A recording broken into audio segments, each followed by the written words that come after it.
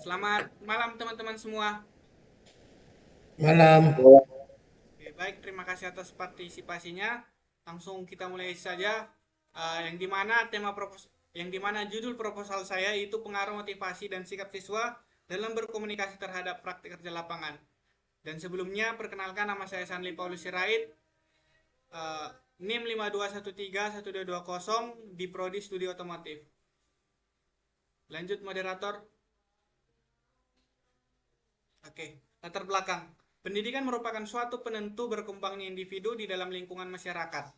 Majunya masyarakat dapat dilihat dari bagaimana kemampuan suatu murid dalam menyelaraskan ajaran yang diperoleh dari guru. Dan menurut Kamus Bahasa Indonesia, definisi pendidikan berasal dari kata pendidikan.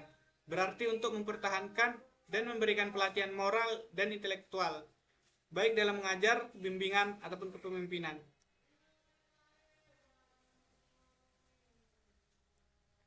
Berdasarkan data Pusat Statistik atau BPS menunjukkan bahwa SMK masih mendominasi tingkat pengangguran terbesar.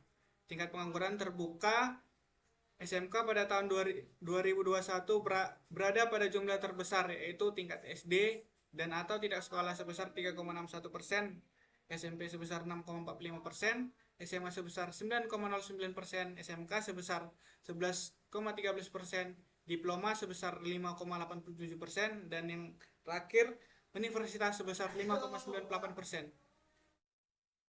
Oke, kesiapan kerja peserta didik ini mungkin dipengaruhi oleh beberapa faktor, baik yang berasal dari dalam diri peserta didik atau internal, maupun faktor berasal dari luar atau eksternal.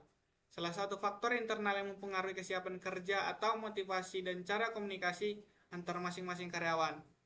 Menurut Purwanto, motivasi merupakan suatu usaha yang disadari untuk mempengaruhi tingkah laku seseorang agar tergerak hatinya untuk bertindak melakukan sesuatu sehingga mencapai hasil atau tujuan tertentu.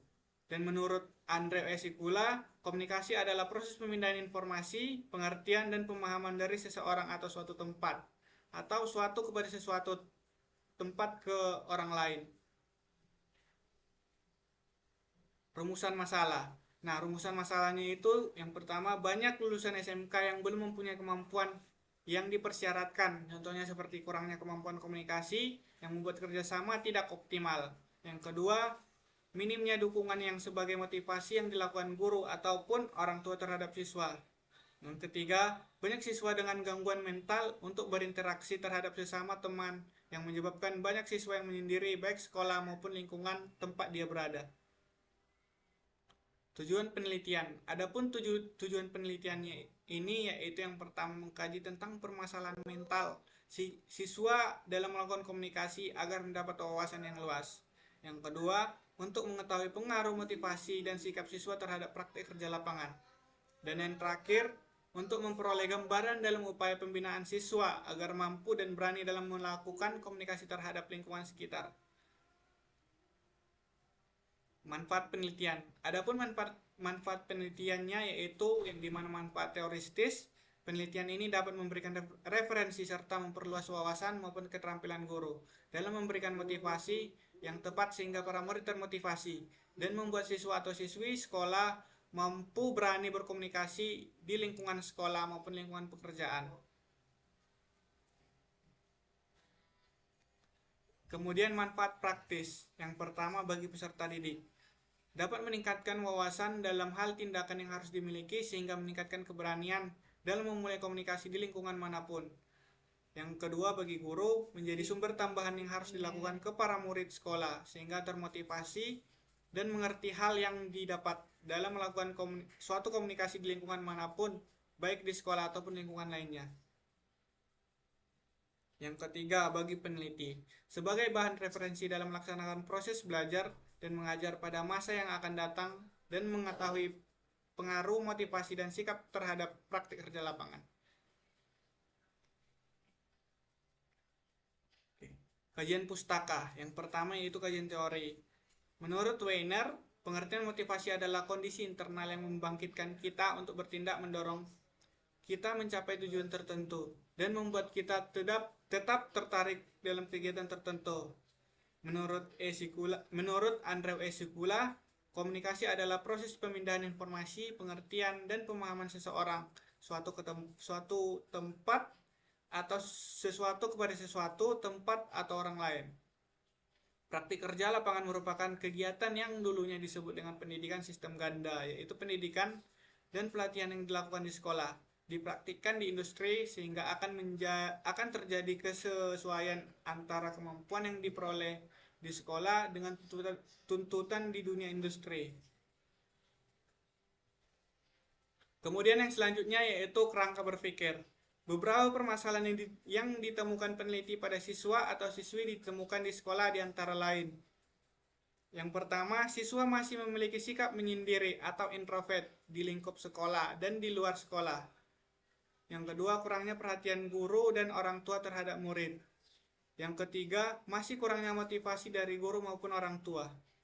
Dengan permasalahan-permasalahan yang ada di atas, maka dalam proses pembelajaran perlu adanya motivasi baik dari guru, orang tua maupun orang lain yang mendorong siswa untuk aktif untuk berkomunikasi. Dengan itu siswa dapat mendapatkan ilmu dari orang-orang di sekitar, di antara lainnya adalah di dalam PKL atau praktik kerja lapangan.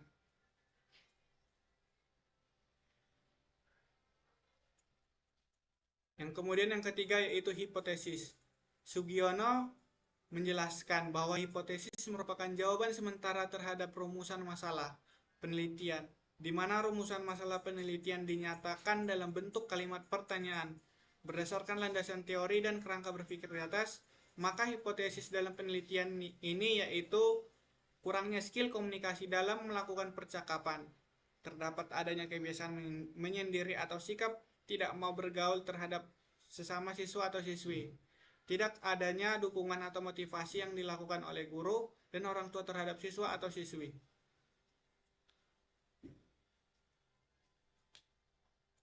Metode penelitian. Penelitian ini termasuk penelitian ex post facto, karena penelitian ini untuk meneliti peristiwa yang terjadi dan merunut ke belakang untuk mengetahui faktor-faktor yang dapat menimbulkan kejadian tersebut. Pendekatan yang digunakan dalam penelitian ini adalah pendekatan kuantitatif karena data penelitian berupa angka-angka dan analisis menggunakan statistik. Tempat dan waktu penelitian. Penelitian kuantitatif ini dilaksanakan di SMK Negeri 2 Medan. Sekolah tersebut terletak di Jalan STM nomor 12A Sitirejo 2, Kecamatan Medan Amplas, Kota Medan, Sumatera Utara.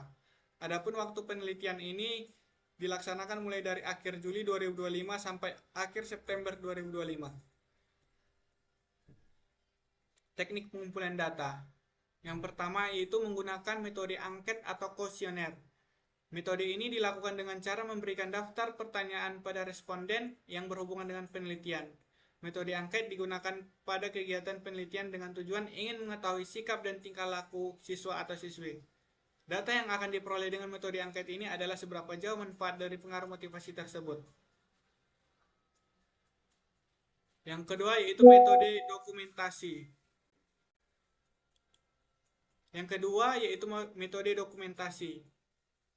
Metode dokumentasi merupakan suatu cara untuk mengumpulkan data dengan menggunakan bahan-bahan yang tersedia. Data yang akan diperoleh dengan menggunakan metode dokumentasi ini dengan melihat seberapa besar kerjasama siswa atau siswi dalam melakukan pekerjaan. Kerjasama siswa atau siswi dalam melakukan pekerjaan dalam konteks ini difokuskan terhadap aktivitas komunikasi yang dilakukan para siswa atau siswi dalam melakukan praktek kerja lapangan. Instrumen penelitian. Suatu penelitian memerlukan suatu alat untuk memperoleh data penelitian. Alat untuk memperoleh data pada proses penelitian sering disebut dengan instrumen. Nah, instrumen yang digunakan untuk mengumpulkan data penelitian ialah angket. Hal ini untuk mengetahui seberapa besar para siswa atau siswi untuk diberikannya motivasi untuk mengatasi komunikasi siswa atau siswi di lingkungan sekolah, terutama terhadap praktik kerja lapangan. Oke, sekian presentasi dari saya. Mungkin jika ada teman-teman yang ingin bertanya atau mengoreksi dari presentasi proposal saya silakan kepada teman-teman.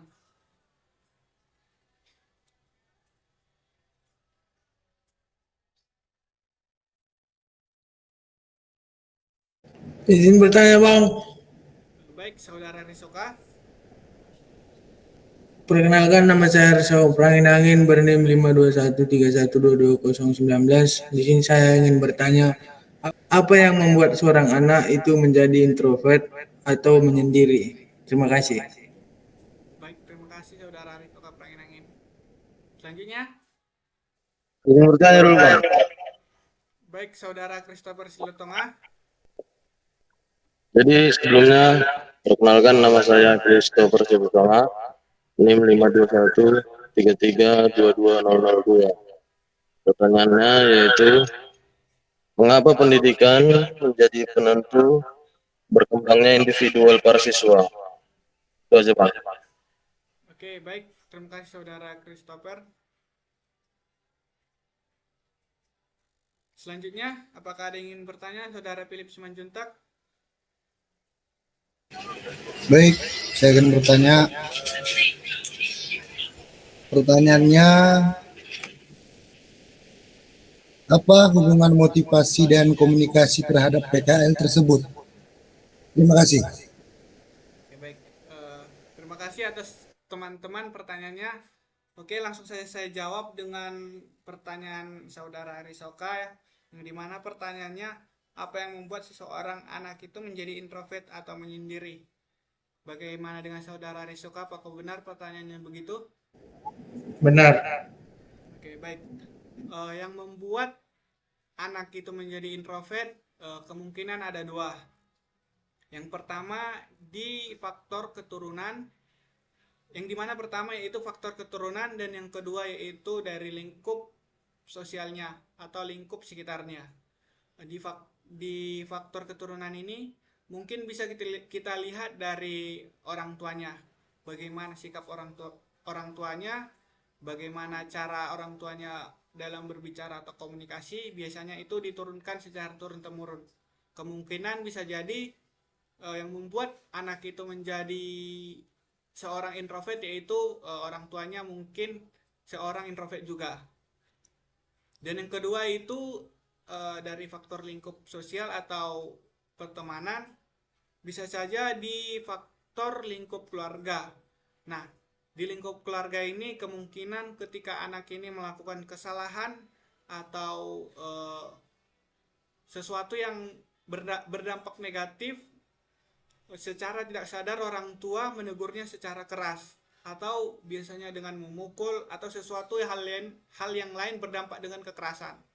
Nah, mungkin hal itu bisa membuat anak tersebut menjadi down dan tidak mampu melakukan hal-hal yang mungkin ingin dia lakukan. Mungkin saja dia canggung atau tidak mau lagi melakukan atau berinteraksi kepada orang lain juga. Nah, yang kedua yaitu dari faktor lingkup sekolah atau pertemanannya. Di bagian ini juga sama seperti orang tua, mungkin anak ini kena bullying atau selalu diejek. Mungkin bisa saja ejekan dari kelakuannya ataupun fisiknya atau hal-hal yang lainnya yang membuat anak ini menjadi terasa hina atau malas lagi berkomunikasi terhadap teman-temannya. Nah, seiring berjalannya waktu, mungkin anak tersebut tidak lagi mau berkomunikasi atau menjadi seorang introvert. Mungkin itu saja mungkin itu saja jawaban dari saya. Bagaimana dengan Saudara Arisoka? Baik, saya terima jawabannya. Terima kasih. Oke, kemudian yang kedua itu pertanyaan dari Saudara Christopher Silitonga, yang dimana pertanyaannya itu, mengapa pendidikan menjadi penentu berkembangnya individual para siswa? Begitu, Saudara Christopher? Betul Bang. Oke, yang membuat yang membuat pendidikan menjadi penentu berkembangnya suatu siswa yaitu dalam dunia pendidikan itu kita diajarkan tentang moral dan intelektual, yang dimana moral ini dicakup dengan etika atau cara kita berperilaku, dan intelektual yaitu tentang bagaimana prestasi kita. Nah, kedua prestasi dan etika ini mungkin akan menjadikan kita menjadi seorang yang berguna bagi masyarakat. Apalagi kita ini digadang-gadangkan dengan generasi Z, kita harus dituntut untuk berkembang, menemukan sesuatu yang bisa bermanfaat untuk masyarakat atau sekitar kita. Mungkin itu saja. Bagaimana Saudara Christopher? Baik, terima kasih atas jawabannya Bang. Jawabannya sudah cukup. Kemudian yang ketiga itu pertanyaan dari Philips, yang dimana pertanyaannya, apa hubungan motivasi dan komunikasi terhadap PKL tersebut? Bagaimana? Apakah begitu pertanyaan Saudara Philip? Ya, lanjut. Hubungan motivasi dan komunikasi terhadap PKL yaitu yang dimana motivasi ini yaitu bentuk pendorong kita. Yang dimana tadi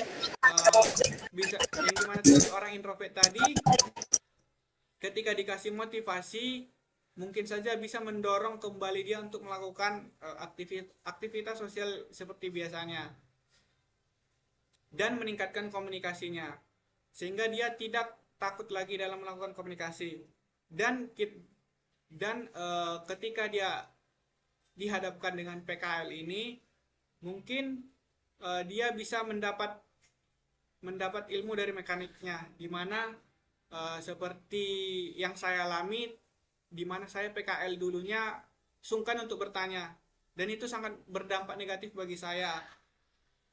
Saya tidak mengetahui hal-hal yang sudah dikerjakan mekanik saya. Mungkin ketika dikasih motivasi, mungkin itu akan mendorong kita.